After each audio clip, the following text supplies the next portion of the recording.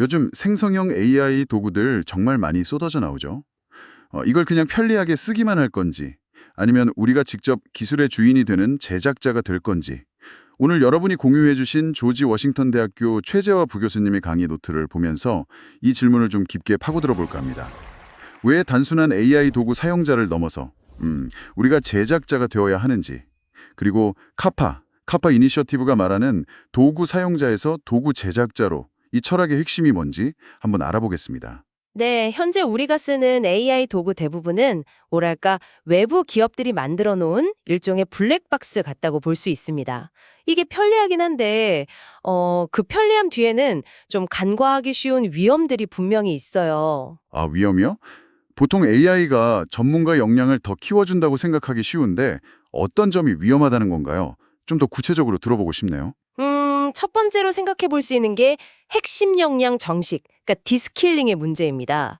예를 들어 의사가 진단을 보조받거나 교사가 평가를 자동화하는 식으로 AI에 점점 의존하다 보면요. 이게 역설적으로 전문가 본연의 어떤 섬세한 기술이나 비판적인 판단 능력이랄까. 그런 게 약해질 수 있다는 거죠. 결국엔 특정 AI 플랫폼 없이는 좀 업무 자체가 어려워지는 그런 종속심화로 이뤄질 수 있습니다. 아, 편리함에 기대다 보면 오히려 내 능력이 줄어들 수도 있다. 이거 상당히 중요한 지적이네요. 또 다른 위험도 있을까요? 네. 두 번째는 주체성 상실과 알고리즘 식민화, 알고리드미 콜로나이제이션이라고 부르는 문제입니다.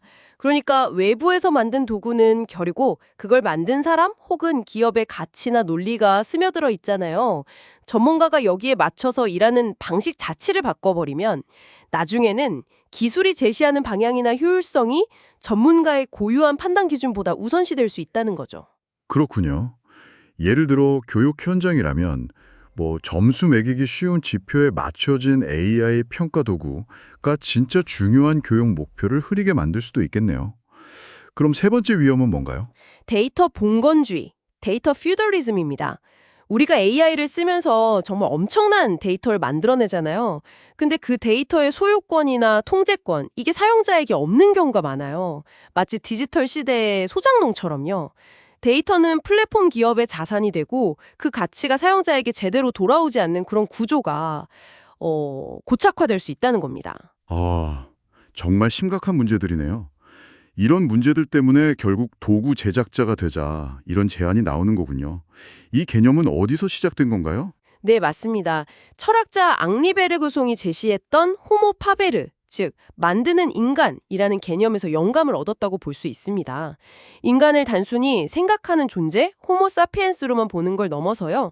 도구를 직접 만들고 또 환경을 능동적으로 만들어 나가는 존재로 보는 거죠. 우리가 도구를 만들지만 그 만드는 과정 자체가 우리 자신을 바꾼다? 이런 의미로도 볼 수 있을까요? 바로 그겁니다.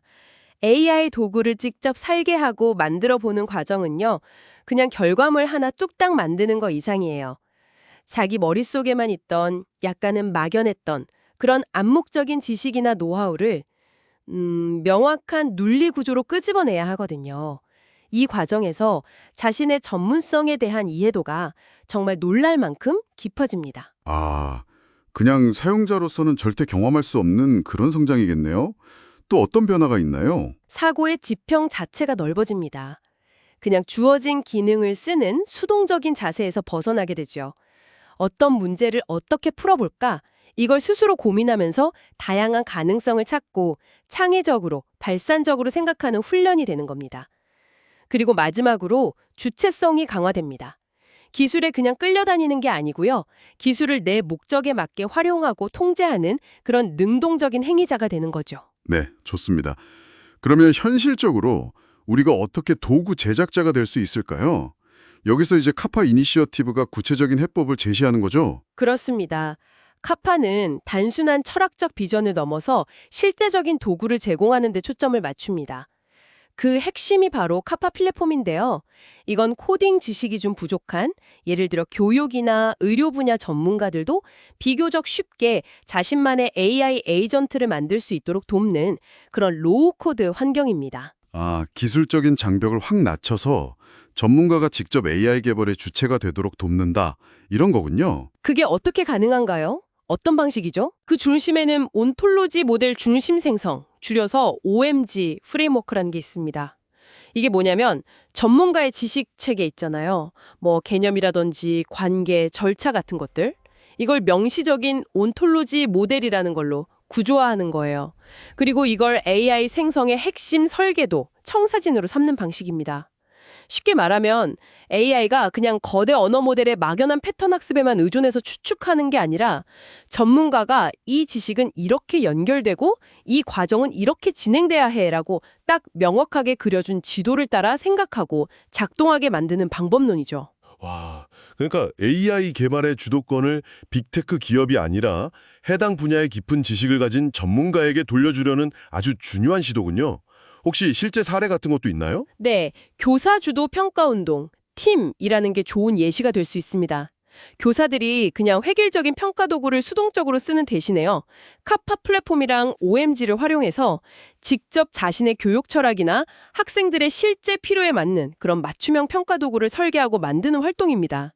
예를 들면 역사교사가 단순히 글의 문법 오류만 찾아내는 AI가 아니라 학생이 1차 사료를 얼마나 비판적으로 잘 활용하는지를 심층적으로 평가하는 그런 AI 에이전트를 직접 개발하는 거죠. 네, 오늘 우리는 AI 시대의 단순한 사용자를 넘어서 도구 제작자가 되어야 한다는 이 카파의 재현을 깊이 있게 살펴봤습니다. 기술에 의존하는 수동적인 태도는 결국 역량 잠식이나 주체성 상실, 데이터 종속 같은 위험을 낳지만 직접 무언가를 만드는 과정은 우리의 지식을 더 깊게 하고 사고를 확장시키고 결국 우리를 더 능동적인 존재로 만든다는 점을 확인했네요. 맞습니다. 카파이 플랫폼과 OMG 프레임워크는 전문가들이 기술 정백 없이 자신의 지식으로 직접 AI를 빚어낼 수 있는 길을 열어주고 있습니다. 그리고 팀과 같은 움직임은 이게 그냥 이론이 아니라 실제 현장에서 구체적인 변화로 이어질 수 있다는 걸 보여주는 좋은 사례죠. 궁극적으로 지향하는 건 기술 그 자체가 아니라 기술을 통해서 자신의 전문성을 더 깊게 탐구하고 발전시키는 그런 인간 전문가입니다. 자, 이제 여러분 스스로에게 한번 질문을 던져볼 시간인 것 같습니다. 여러분은 지금 사용하고 있는 기술과 어떤 관계를 맺고 계신가요? 그저 편리함에 기대는 사용자인가요? 아니면 그 기술을 발판 삼아서 스스로 더 성장하고 나아가서는 자신만의 무언가를 만들어 볼 가능성을 생각하고 계신가요? AI 도구를 직접 만들어 보는 과정이 우리 자신을 어떻게 변화시킬 수 있을지 한번 진지하게 곱씹어 보는 건 어떨까 싶습니다.